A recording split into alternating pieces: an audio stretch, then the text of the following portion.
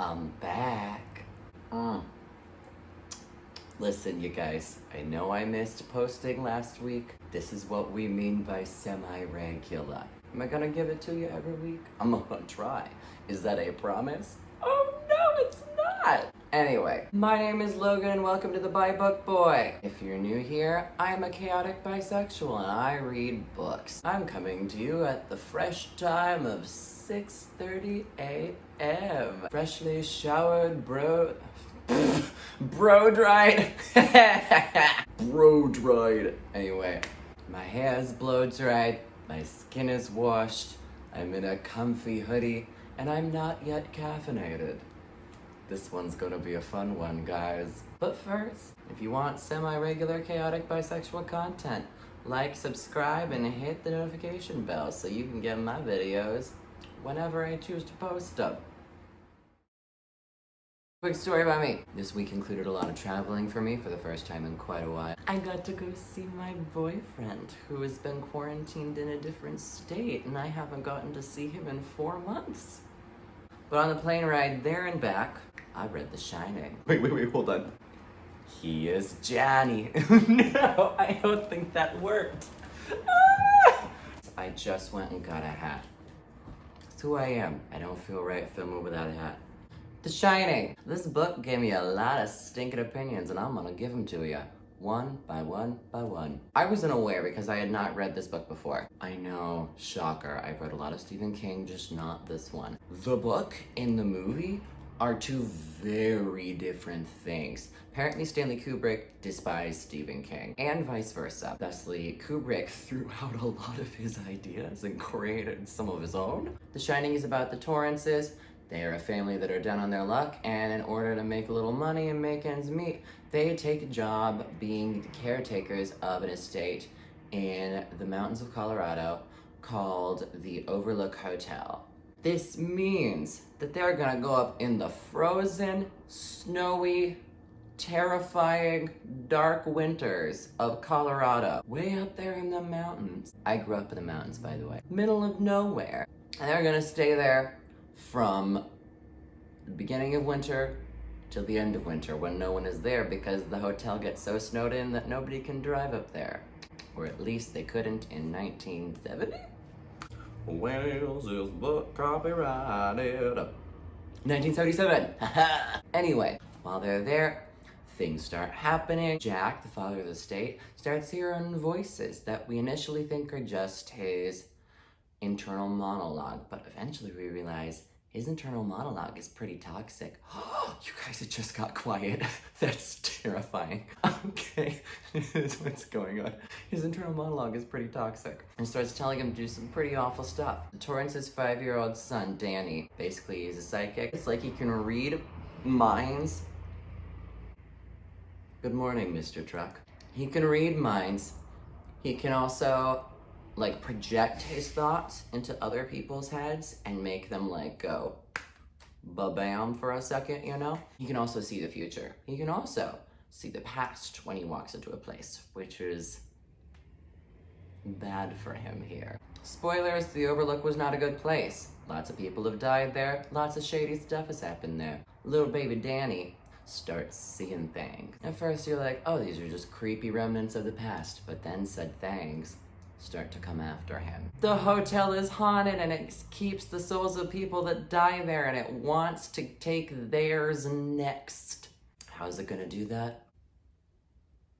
I guess you'll find out. Warning, spoilers ahead.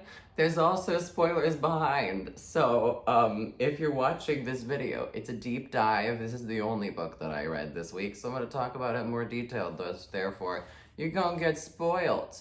The first thing that I liked about this book, having seen the movie a long time ago and seen it recently, the book makes the hotel way scarier.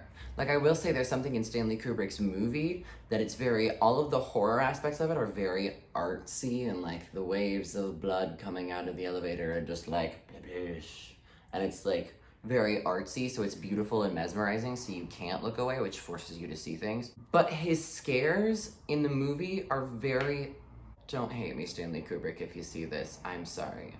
they're kind of surface level compared to the book. There's just something more, I think, that you can do in the page, in written description, that you can't always do in film. And this book does it, oh my God. I also really enjoyed how, what I mentioned earlier, initially you hear all of, you're reading and there's little parenthetical injections on every single thing. Almost every piece of dialogue here has a little parenthetical interjection, which we initially assume is their inner critic. But then about halfway through the book, you realize it's not their inner critic. It's the hotel jumping in and giving them negative reinforcement and negative ideas and awful things. It's really smart. Something I also preferred about the book is that Jack Torrance is not a saint. In the movie, Jack is like, he's kind of creepy, but he seems like everybody's everyday man that eventually goes insane. Spoiler alert, the way that the hotel decides it's gonna take all of their souls is it makes Jack go insane. But the thing that was beautiful about this book is Jack is already an alcoholic. The reason why they took the job at the Overlook Hotel is Jack lost his previous job due to an alcoholic bender and a burst of violence that cost him basically his credibility. Jack and Wendy, his wife, are already very close to divorce, and Wendy often says that the only reason that she hasn't left is because Danny is so young. Also, Jack is already very violent. 2 years ago, Jack was in an alcoholic bender, and the reason that he got sober is he broke Danny's arm out of a fit of rage, which is just like terrifying. So yeah, Jack ain't a saint. Long story short, too late. The hotel didn't create these problems in their lives out of nothing. The hotel sensed them and used isolation and all the effects that come from being in the middle of nowhere and having, frankly, a lack of vitamin D to incite violence and turn the gears of little cogs and clocks that were already in all of them and create a mess. Something else that was very interesting about this book, I'm going to start this off by saying that I love Shelley Duvall, the actress who plays Wendy in the movie. However, Wendy in the book is a far more feminist character, which is the first time I think I've ever said that about a Stephen King character. Usually I'm sitting here like, Stephen King can't write strong female characters that are real people, yada yada yada. I take it all back with this one. Wendy is a very self-assured human being, especially for the 1970s. She basically put Jack through college, if I remember right. Wendy is already thinking of seeking a divorce and taking her son with her. And when things start to go violent and crazy, Wendy does not cower and scream and run and go and just be scared. Wendy grabs a flippin' knife or whatever she can and grabs her kid and protects her kid. She takes incredibly smart measures to protect the two of them. Yes, there is a couple of things in the climax of this book where I just go, that was a really dumb 1970s horror movie plot device. Why didn't you try to think harder, Stephen King? Guess you gotta have some of those. We will discuss more about Wendy in the climax of this book later, but I'm gonna move on. I think one of the reasons why this book was so scary is a good half of it is from Danny, the little boy's point of view. And since Danny is a psychic and is able to see everything, there's a really terrifying combination of omniscience about the whole situation and understanding what's gonna happen, combined with a childlike innocence that comes with the narrator being a 5-year-old.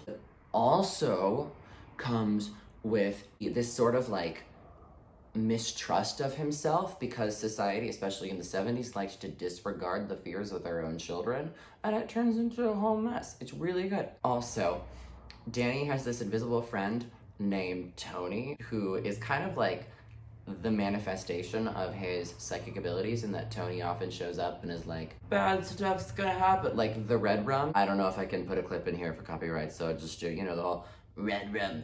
Oh God, that was really scary. Why am I good at that? That whole thing.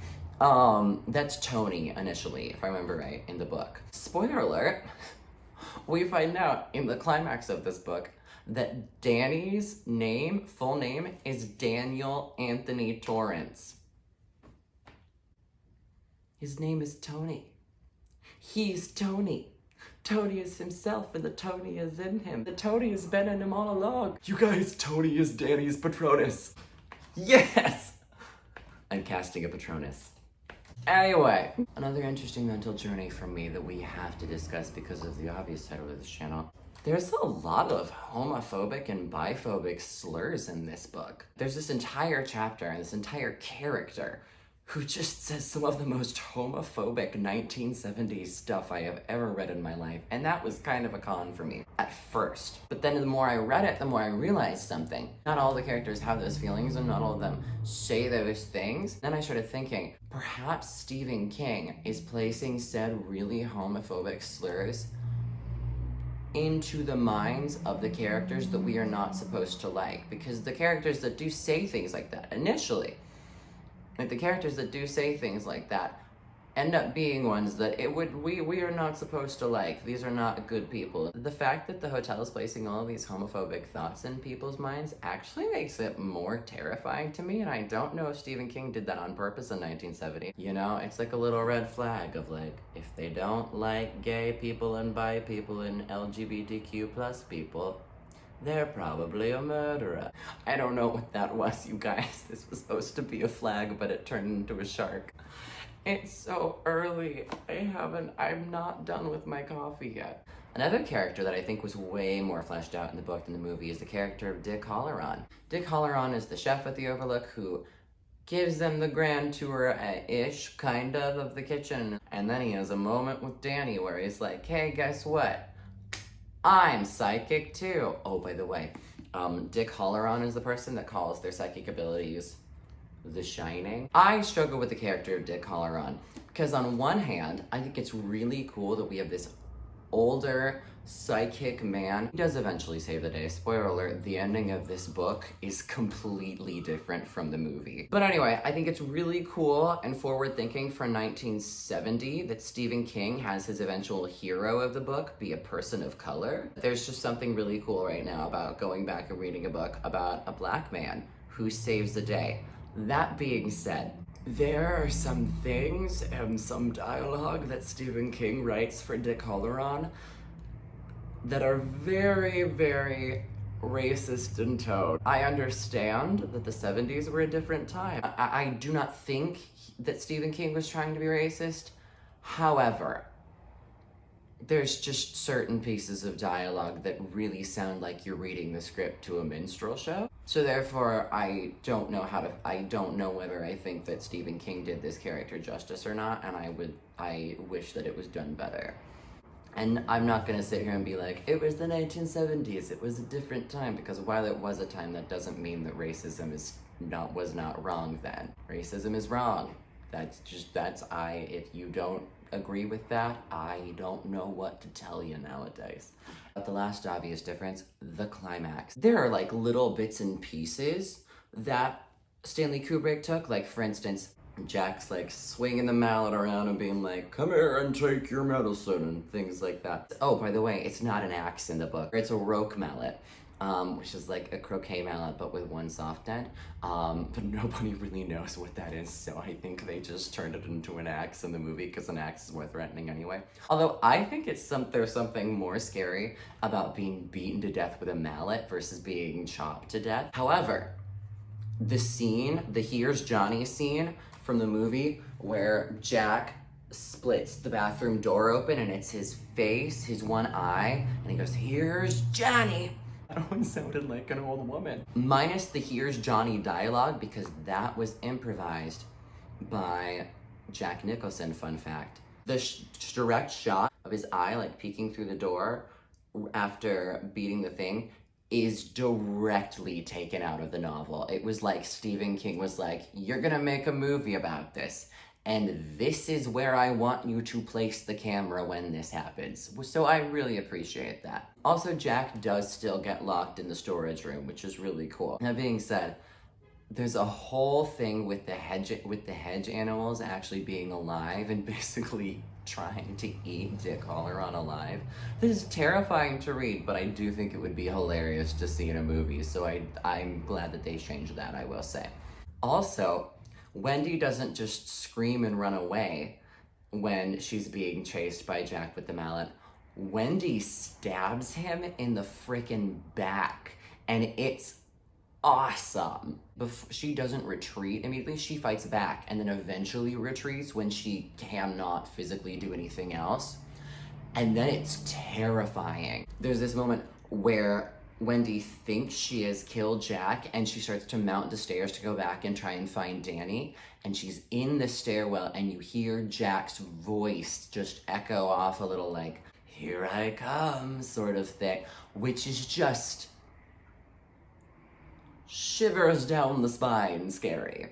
Also, I won't give you spoilers for this part, but the ratio of who dies versus who survives the book is very different to the ratio of who dies versus who survives in the movie. Also, another very vast difference between the book and the movie is that in the movie, the hotel is slowly freezing as all of this awful stuff happens, whereas in the book, the hotel boiler has been left unchecked and it's an older heating system. Therefore, there's this looming threat that the pressure is rising and the hotel could explode at any minute. Which thematically, I think those things really sum up the two vast differences that this book and this movie take. Anyway, how did I feel about this book? I would honestly give this a 4 out of 5 stars. It was very well written. I actually cared about every single character, including Jack Torrance, which is a first. I usually do not care for the adult men at the center of Stephen King's books. I often find them detestable and don't care if they live or die. But I really cared about Jack Torrance for some reason in this book. I also was terrified in this book the whole time I was reading it. I would say watch the movie first. Watch the movie first, then read the book. Because I feel like if you read the book first, watching the movie is going to be a severe disappointment because it's just a lot more bare bones than the book is. So read the book, then watch the movie. Make your own decisions. Is one better than the other? I prefer the book by now, I will say. However, I do still have an immense respect for the artistic direction of the scenes that Stanley Kubrick took, and a respect for all that for Shelley Duvall and all that she survived on that set. And also, having grown up in the mountains, not in Colorado, in Montana, but still in the mountains, I have a love for the isolation that can be caused by cabin fever, which is a real thing that a lot of mountain people deal with every year. That's all I have for you. That was a bit of a rant. Let's see if editing Logan can fix it.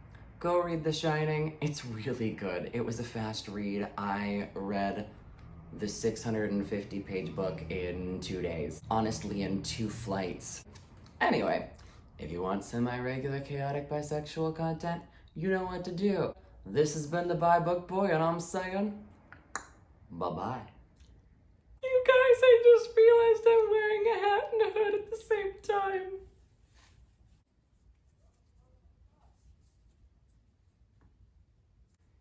This is how I feel right now.